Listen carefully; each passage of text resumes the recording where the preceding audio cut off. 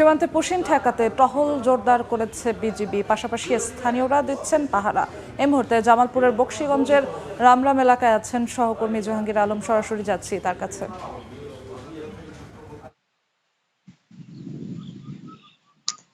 আপনি জানেন যে জামালপুরের বকশীগঞ্জ উপজেলায় যে বাংলাদেশের যে ভারতীয় এবং বাংলাদেশ সীমানা, সেই সীমানায় কিন্তু 5 দিন ধরে কিন্তু উত্তেজনা চলছিল বিএসএফ এবং বিজিবি এবং বাংলাদেশের স্থানীয় জনতার মধ্যে, এবং ভারতীয় যে নাগরিকরা তারাও কিন্তু তাদের বিএসএফ দের সাথে কিন্তু তারা অবস্থান নিয়েছিলেন।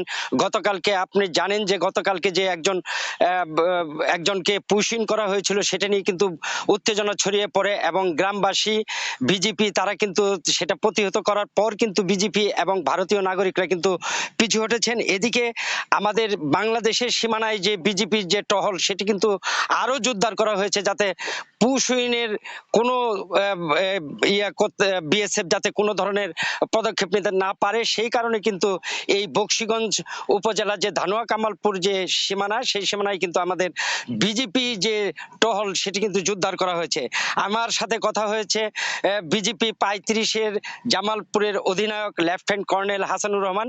উনি যেটি বলেছেন যে গতকালকে যে উত্তেজনা ছড়িয়ে পড়েছিল, সেই উত্তেজনার অবসান হয়েছে। আমরা আমাদের দেশের বাংলাদেশি যারা ছিল তাদেরকে আমরা এলাকার নাগরিকদেরকে সরে যেতে বলেছি আমাদের সীমানা থেকে। তাদেরকে সরে যাওয়ার পরই কিন্তু বিএসএফ এবং ভারতীয় নাগরিক যারা আপনারা দেখেছেন হয়তো যে তারা কিন্তু বাঙালিদের উপরে যে ইট পাটকেল নিক্ষেপ করেছিল, সেটা কিন্তু তারা এক পর্যায়ে পিছু হটতে বাধ্য হয়েছে।